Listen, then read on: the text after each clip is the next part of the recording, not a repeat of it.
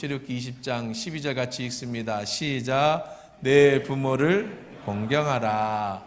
그리하면 내 하나님 여호와가 내게 준 땅에서 내 생명이 길리라. 아멘. 내 부모를 공경하라.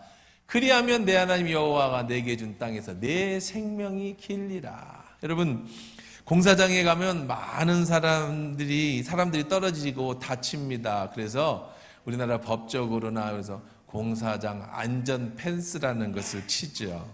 안전망을 설치해 놓습니다. 근데요, 희한하게 저 안전망을 쳐놓으면은요, 실질적으로 실족해서 넘어져서 안전망에 걸려서 사람들이 안 다치거나 몸을 보호하는 것보다 더 많은 경우가요, 사람들이 저 안전망을 쳐놓으면 마음에 안정이 돼서, 그래서 넘어지거나 다치는 사람들의 것이 많이 줄어든다라고 합니다. 인부들의 마음에 안도감이 생기는 거예요. 평안함이 생기는 겁니다. 그래서 많이 안전 펜스가 좋은 영향을 끼친다고 그러죠. 우리 신앙도 그렇습니다. 예수님을 믿으면은요, 이 믿음과 신앙이 우리 안전망이 돼요. 세상에 살아갈 때 두려움이 생길 수 있습니다. 어려움이 생길 수 있죠. 그 어려운 세상에서, 두려운 세상에서 우리에게 심신으로 안정감을 주는 것이 바로 신앙인 거예요. 예수님이라는 안전망이 없으면 우리는 불안과 두려움을 전부 스스로 몸으로 다 받아내야 됩니다. 예수 안 믿었으면 여러분 인생 어떻게 살았겠어요? 힘든 인생을. 꼭 예수님이 여러분의 기도를 들어주셔서 뭐 기적적인 역사가 일어나서만이 아니라 예수를 믿는다라는 사실이 우리 삶 속에 굉장히 평안함과 안정감을 주는 겁니다. 신앙뿐 아니라 우리 삶에 또 다른 안전망이 하나 더 있습니다. 그 안전망이 뭘까요? 바로 부모라고 하는 부모님이에요. 어릴 때 부모님이 계시고 안 계시고는 정말 중요합니다. 부모님이 계신 것과 안 계신 것은요, 성장에 큰 차이를 보입니다.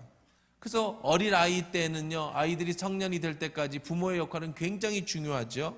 그런데 사실 성인이 되고 내가 독립하고 내가 가정을 이루고 살아가면 사실 부모님이 계시고 안 계시고는 뭐 그렇게 크게 다가오지는 않습니다.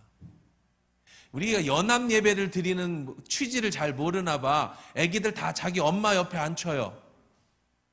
연합 예배는 위에서 장난치는 게 아니라, 목사님, 자기 엄마들 다 채워. 옆자리다가. 애기 손잡고 예배 드리는 게 연합 예배지, 위에서 노는 게 연합 예배가 아니고, 취지를 잘 모르는구나. 다 자기 엄마 옆에 가서 엄마들은 자기 애기 손 꼭 잡아. 떠들어도 괜찮아. 그래서 같이 예배 드리는 추억을 남겨주는 거예요. 연합 예배는. 위에서 노는 게 아니고 다 자기 엄마한테 가. 위에 다 엄마한테 가. 다 자기 엄마한테들 가. 자, 엄마들 가서 데려다가 앉혀. 없으면은 자기 애기들 다 데려다 앉혀. 다 데려다 와서 자기 옆에 앉혀. 엄마랑 같이 예배 드리는 거야. 연합 예배는 가정 예배야. 위에서 노는 게 아니고. 자, 어쨌든 그렇습니다.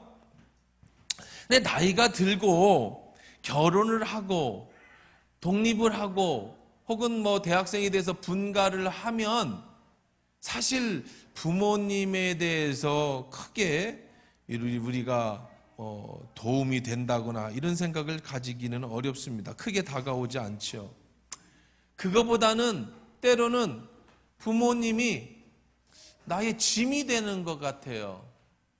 부모가 늙으면 노인병원에 가야 하고 거기에 돈을 내야 하고 또 뭐 이제 아프다고 그러면 병원을 가야 모셔야 되고, 이제 그 전까지는 부모가 울타리가 되어주고 그러던 삶이었는데 어느 날 나이가 들 부모님들을 보고 이제가 되면 치매가 오고 병이 오고 몸이 아프고 그렇게 되면 이제 오히려 때로는 짐이 되는 경우도 생깁니다.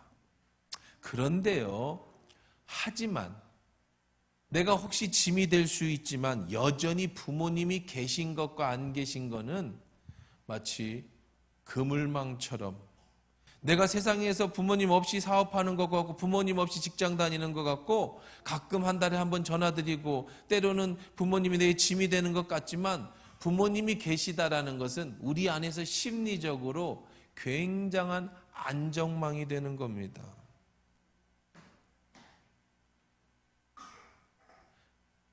막상 안전망이라는 건 별 필요 없어 보이지 않습니까?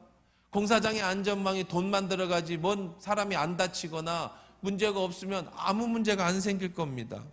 그렇지만 떨어질 때를 대비하는 거예요. 내 마음에 평안을 얻습니다.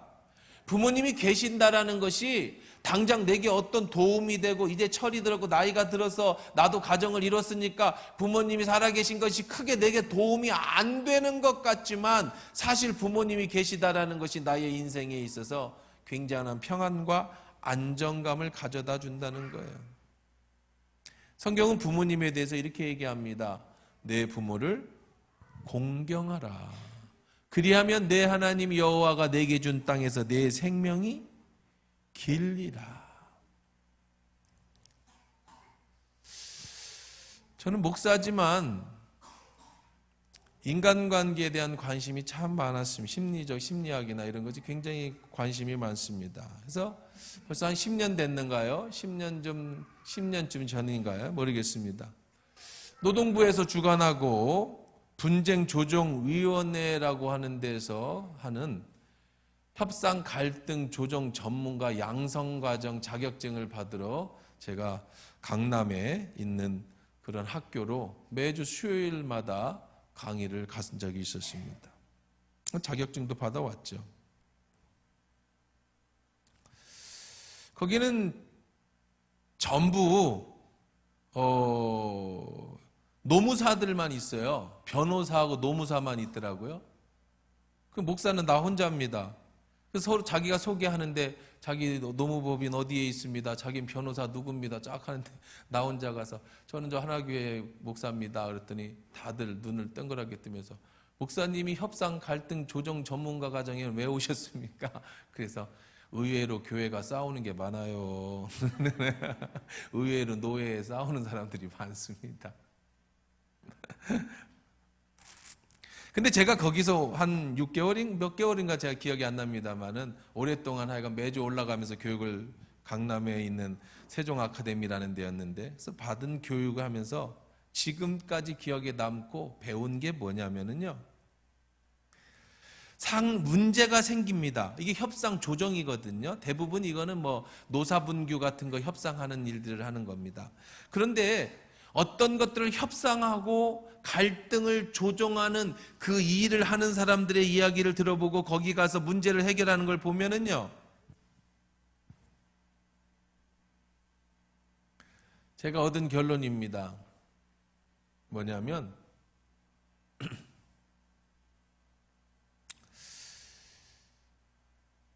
사건이 아니고 사람이라는 거예요. 그게 뭐냐면은요, 어떤 문제가 생겼을 때요, 어떤 사건을 해결하는 게 아닙니다. 전문가 과정에 들어가 보니까 싸움이 나는 사건을 해결하는 게 아니에요. 싸우는 사람을 해결하는 거더라고요. 이게 사람의 문제입니다. 아무리 그 문제를 해결하려고 해도 해결이 안 됩니다. 어떤 사람은요, 아무리 설득하고 이해시키려고 해도 자기 주장이 너무 세요. 그러니까 그 문제는 해결되지 않습니다.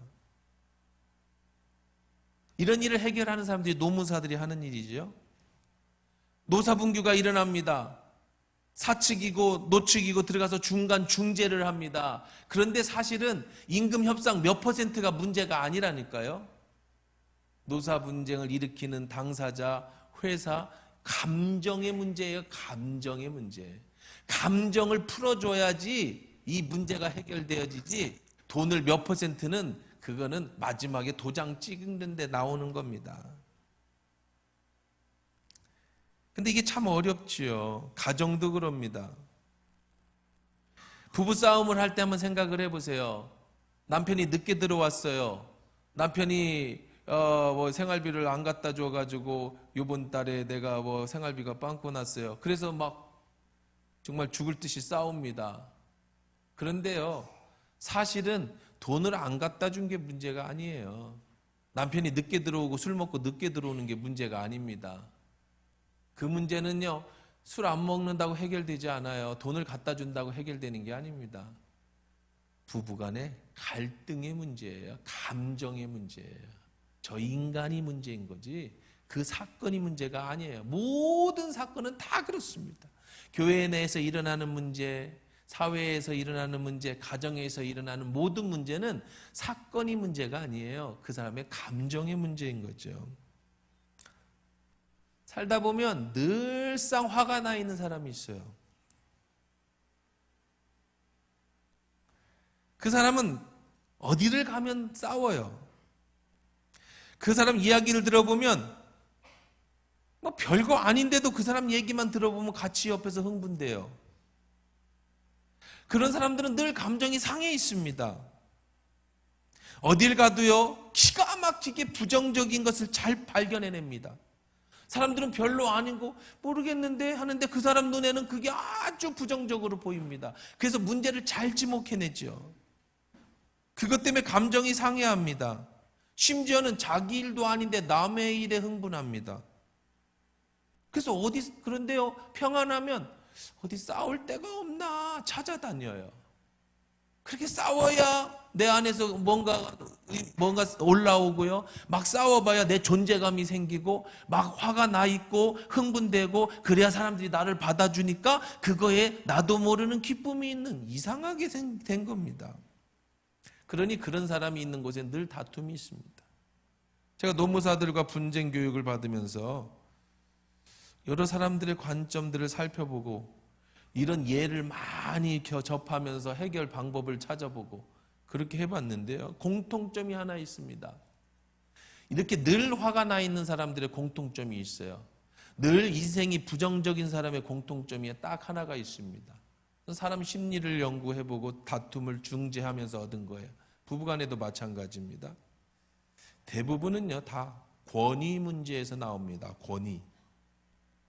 권위가 뭐냐면 이런 사람들의 특징은요, 늘 다투는 사람의 특징은, 늘 부정적인 사람의 특징은 무슨 특징을 가지냐면 권위의 문제가 있어요. 무슨 얘기냐? 사장의 권위를 인정하지 않아요. 회사에서는. 가정에서는 남편의 권위를 인정하지 않아요. 교회에서는 목사의 권위를 인정하지 않아요. 심지어는 나라에서는 대통령의 권위를 인정하지 않아요. 무조건 나보다 뭔가가 능력 있고 권위가 있다고 하는 사람은 다 싫어요. 저 권위를 깨트리는 것이 자신의 삶의 희열이에요. 남들은 대들지 못하는데 나는 가서 대들면 사람들이 우러러 봐주는 것에 내가 자존감이 확 올라오죠. 그런 권위를 인정해 주지 않는 것. 사실 오늘 어버이 주일에 이게 무슨 관계가 있습니까?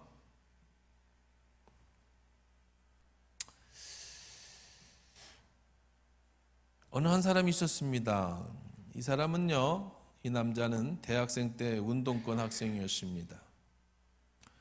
대학교 1학년 때 들어가서 운동권 서클에 들어갔어요. 1학년 때부터 정신교육을 받았습니다. 역사교육을 시켰습니다. 이 형 정권이 얼마나 부패하고 타락한 정권인지 그런 거를 배웠어요. 내가 왜 싸워야 되는지, 왜 우리 대학생들이 일어나야 되는지에 대한 정당성을 1학년 때부터 부여받았습니다. 배워보니까 너무 재밌습니다. 사회를 바르게 정화시키고 잘못된 정권을 싸워서 우리의 자유를 찾아내는 것, 이것은 마치 독립운동을 하는 것처럼 즐겁습니다. 학교 생활보다는 데모하고 사회운동하는 것이 더 즐거웠고 투쟁을 했습니다. 그러다가 당연히 학교는 졸업하지 못하고 제적을 당합니다. 학교를 제적당하면서 마음의 증오심이 더욱더 불타오릅니다. 학교에 대한 증오심, 주변 사람들에 대한 증오심도. 하지만 목구멍이 포도청이라는 옛말이 있듯이 결국은 회사에 취직은 해야 되지 않겠습니까? 그래서 어쨌든 회사에 들어갔습니다. 직장에 취직하게 되었는데 직장을 끊임없이 옮겨 다닙니다. 이유는 항상 싸워요. 직장 상사와 싸웁니다. 직장 상사가 저렇게 행동하는 꼰대짓 하는 것을 두고 볼 수가 없어요. 이런 불합리한 직장 생활에는 내가 참을 수가 없어요. 그래서 직장을 옮기면서 마지막에 이런 생각을 합니다. 나는 누구 밑에 들어갈 수 있는 사람이 아니다. 난 내가 해야 된다. 그렇게 해서 인생이 참 힘들죠. 그냥 안 좋은 점만 보입니다. 왜 저렇게 할까? 마음에 다 안 듭니다. 대들고 싸우다 보니 뭐 이제 인생이 늘 싸워요. 늘 그 사람을 가는 돈에서는 사람이 커집니다. 그 사람 옆에는 늘 부정적인 사람이 붙습니다. 충동질 해가지고 앞장 세웁니다. 그리고 뒤로 빠지면서 늘 당합니다. 그런 인생을 살아요. 공허해지죠. 삶의 전체가 미워지죠. 나이가 들어 이제 중년이 넘어갔습니다. 여전히 세상은 불공평합니다. 술을 먹으면서 세상을 한탄합니다마는 또 술만 먹으면 사람들하고 싸우고 행패를 부려서 가정도 다 깨지고 이제 사람들이 다 손가락질하면서 아이고 저 인간 옆에 가지 마라 합니다. 외로워졌지요. 버림당했습니다. 그렇게 인생이 힘들고 어렵게 머리는 좋은데 똑똑한데 근데 그렇게 별로 인생이 그런 인생을 살게 됐어요. 이 사람이 왜 이런 투사가 됐을까? 왜 이런 싸움닭이 됐을까? 이 사람은 왜 가는 데마다 싸울까? 찾아 들어가다 보면 바로 아버지의 권위를 인정하지 않는 데서부터 시작된 겁니다. 물론 다 그렇다는 건 아닙니다. 제가 지금 설명드리는 건 이런 경우가 참 많다라는 거죠. 자, 이 사람은 어릴 때부터 가정폭력에 시달렸습니다. 폭력적인 아버지 밑에서 자랐습니다. 술만 먹으면 때리고 밥상 없고 매 맞고 엄마 밑에서 도망 다니기를 수없이 했습니다. 아버지의 매를 맞을 때마다 엄마는 자기를 붙잡고 울었습니다. 같이 죽자는 얘기를 여러 번 했습니다. 그래서 이 아이는 어릴 때부터 내가 엄마를 지켜야 된다라고 하는 그런 강박에 살고 있었어요.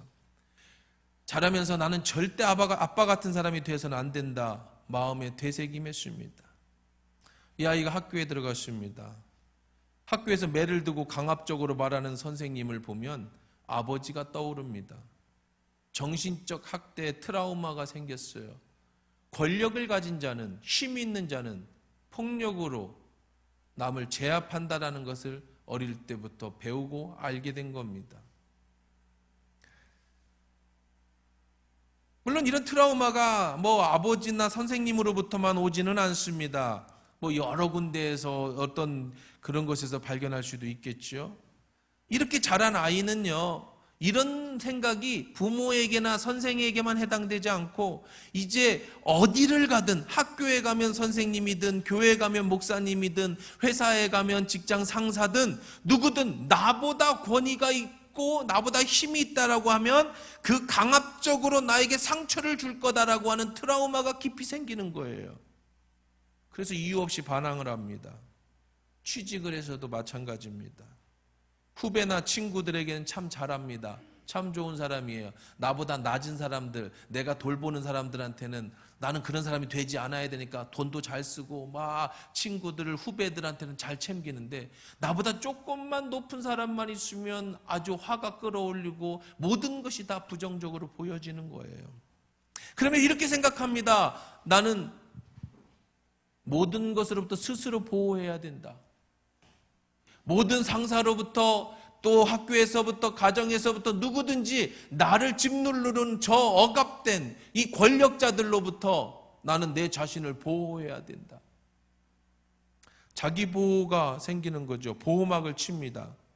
모든 사람이 다 나를 누를 거라고 생각하니까 그 힘에서 벗어날 힘을 내가 길러야 된다고 생각합니다. 그러니까 저 권력자들은 내가 어떻게 하면 두려워 무서워한다는 걸 알아요. 그러니까 자꾸 싸우고 그렇게 해서 사람들한테 내가 권력을 깨트리는 걸 보면 사람들이 박수 쳐주니까 그거에 내 자존감이 올라가고 그렇게 세상을 살아가는 겁니다. 근데 더 큰 문제가 있어요. 이제 내가 자식을 낳았습니다. 내가 결혼을 했습니다. 내가 아버지가 됐습니다. 내가 어머니가 됐습니다. 그런데 내가 그렇게 미워하던 그 아버지, 내가 그렇게 혐오하던 그 아버지, 나는 절대 저렇게 살지 않겠다, 나는 자식을 낳으면 저렇게 절대 키우지 말아야지 라고 했던 그 모습이, 그 폭력 앞에서 벌벌 떨고 있던 내 자신의 모습 속에 내가 똑같이 자식에게 그렇게 행하고 있는 자신을 보게 되는 거예요. 이것이 심리학 용어로 공격자와의 동일시 현상이라고 얘기를 합니다. 공격자와의 동일시 현상. 이게 무슨 얘기냐면, 내가 어릴 땐 내가 당하는 입장이었어요.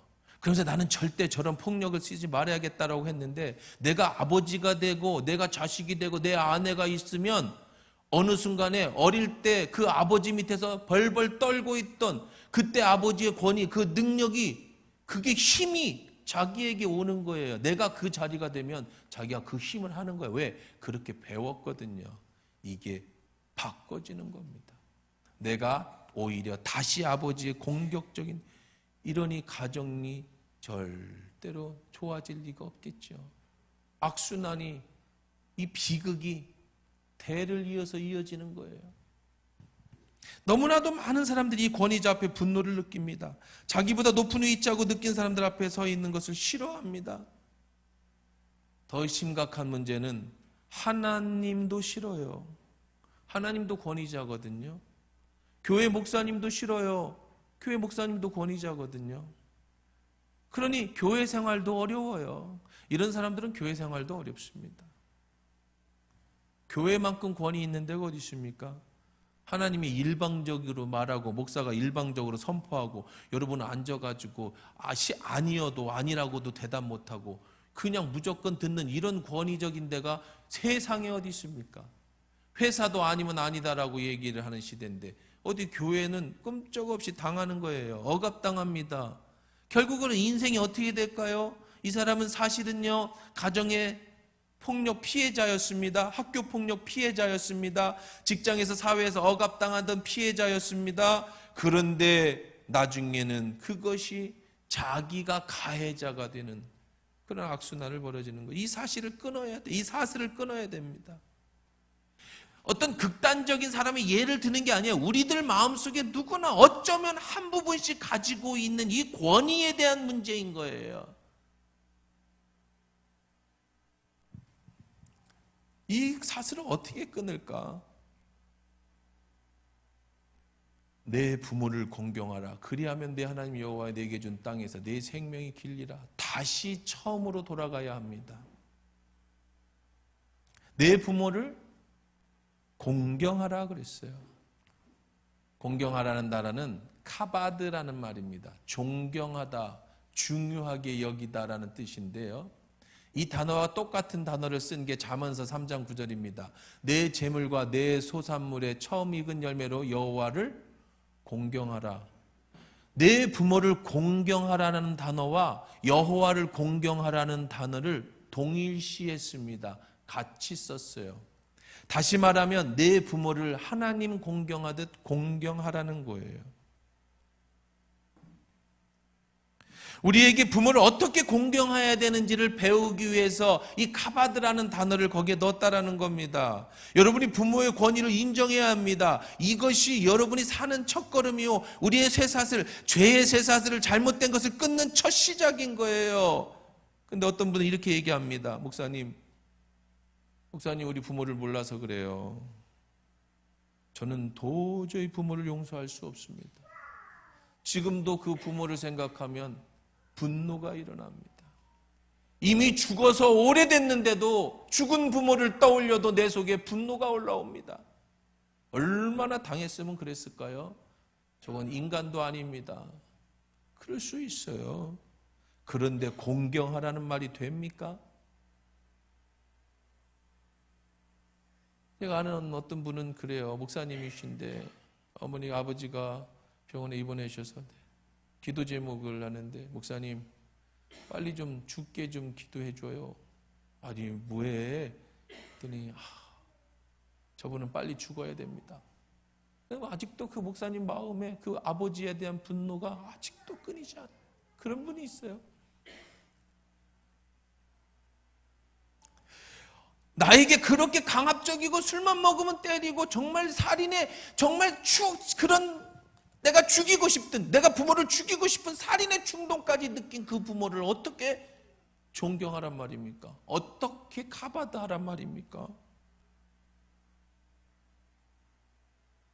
여러분의 이 죄의 쇠사슬, 이 비극의 쇠사슬을 끊고 싶으면 여러분의 부모를 용서하시고 여러분의 부모를 공경해야 합니다. 돌아가신 부모님이라도 그분의 권위를 인정해드려야 됩니다. 나한테 우리 가정에 한 그 정말 나쁜 일도 다 용서해야 합니다. 왜 그러냐? 그것이 하나님이 주시는 약속 있는 첫 번째 계명이라 그래요. 여러분이 부모를 용서하고 공경해야 여러분의 그 죄 사슬이 끊어집니다. 여러분의 악의 그 사슬이 끊어져요. 나만이 아니라 내 자녀의 그 사슬이 끊어집니다. 내 인생의 죄의 사슬이 끊어지는 거예요. 여러분의 부모를 존경해야, 존중해야 하나님이 여러분에게 복을 주시는 거예요. 부모님은 그분이 내게 어떻게 행동했고 나를 어떻게 키웠고 나에게 어떻게 잘했고 잘못했고로 존경하는 것이 아니라 그냥 부모니까 부모로서 그저 하나님을 공경하듯이 공경하고 부모로서 그냥 존경하고 존경하라는 거예요. 존중하라는 거예요. 그것이 성경입니다. 감정적으로 용서할 수 없습니다. 나를 버렸을 수도 있습니다. 어린 나를 버려버릴 수도 있었습니다. 육체적 학대를 가할 수도 있고 심지어는 어떤 짐승과 같은 짓을 내게 했을 수도 있습니다.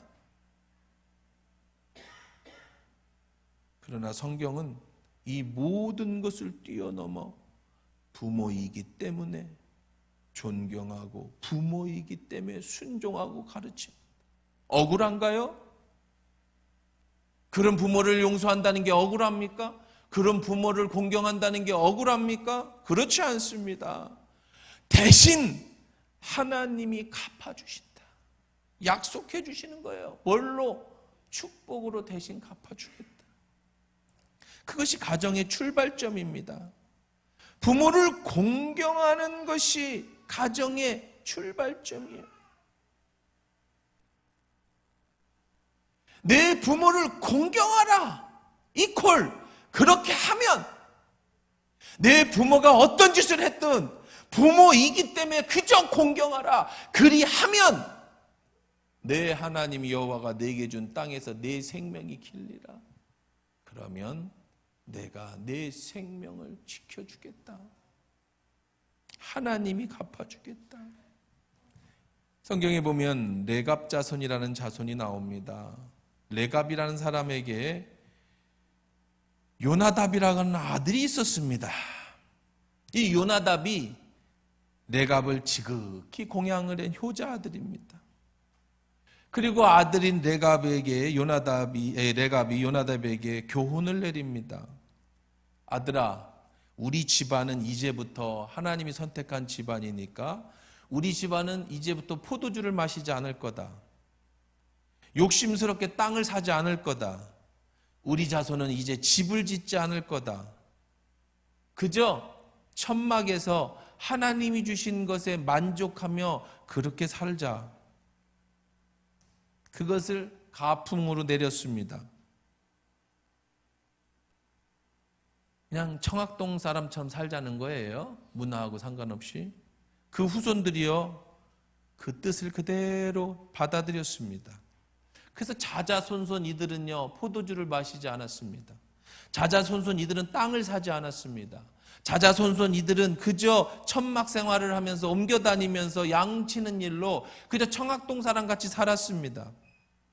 그저 순종했지요. 자식들은 반항하지 않았을까요? 우리도 저런 세상에서 살고 싶다고 말하지 않았을까요? 하지만 이 자녀들은요, 그저 하나님 말씀에 순종하듯 부모 말씀에 순종해서 그렇게 살았습니다. 그 당시 이스라엘은 바알 신상이 성행했습니다. 세상의 문화는 바알 문화였습니다. 레갑 자손은 고리타분한 신앙을 유지하는 것처럼 세상과 타협하지 않고 그저 하나님만 섬겼습니다. 하나님은 이스라엘 땅에 전쟁의 심판을 내리셨습니다. 하나님 이스라엘을 다 쓸어버리실 때 이 레갑 족속들은 버릴 집도 없고 버릴 땅도 없었기 때문에 전쟁이 나니까 다 천막을 걷어서 딴 곳으로 이동해 버렸습니다. 결국 전쟁의 활을 변했죠. 그렇게 세월이 지났습니다. 그 자손들을 보시고 하나님이 그 자손에게 이렇게 평가를 내립니다. 예레미야가 레갑 사람의 가문에게 이르되 만군의 여호와 이스라엘 하나님께서 이와 같이 말씀하시기를 너희가 너희 손조 요나답의 명령에 순종하여 그의 모든 규율을 지키며 그가 너희에게 명령한 것을 행하였도다. 그러므로 만군의 여호와 이스라엘의 하나님께서 이와 같이 말씀하시니라. 레갑의 아들 요나답에게 답에게 내 앞에 설 사람이 영원히 끊어지지 아니하리라 하시니라. 그 후손이 영원히 내 앞에서 끊어지지 않는 축복을 내려주신다는 거죠. 아버지의 말이 말 같지 않잖아요. 어떻게 포도주를 안 먹습니까? 어떻게 땅도 안 삽니까? 어떻게 집도 안 짓고 살고 이렇게 거지같이 텐트 생활을 하란 말입니까? 그런데 그 말에 순종했더니 하나님께서 마지막에 영원히 끊이지 않는 축복을 레갑 족속에게 주시더라. 사랑하는 성도 여러분들이요, 여러분이 잘 되는 비결은 여러분의 부모를 공경하는 겁니다. 그가 잘했고 못했고가 아니에요. 그가 인간 같든 아니든 그런 게 문제가 아닙니다. 나를 태어나게 해준 부모이기 때문에 그저 용서하시고 그저 순종하시고 그저 공경하십시오. 나이가 들면 돈도 많이 들어갈 수 있습니다. 나이가 들어가면 여러분이 짐처럼 느낄 수도 있습니다. 그런데 부모가 살아계신 것이 안전망이고 그물망이에요. 그리고 주님께서 여러분의 수고를 반드시 갚아주실 것이고 여러분의 가정에 하나님이 주시는 축복이 임할 겁니다. 부모는 그냥 부모니까 옳은 겁니다. 평생에 사랑하는 우리 자녀들이여 부모를 공경하십시오. 그것이 약속이 있는 첫 계명입니다. 사랑하는 성도 여러분들이여, 여러분의 부모가 돌아가셨어도 그분의 좋은 추억만 기억하시고 용서하십시오. 그것이 여러분과 여러분의 자손이 복을 받는 비결입니다. 어버이 주일에 여러분에게 하나님이 주시는 축복이 함께 하시길 주의 이름으로 축원합니다.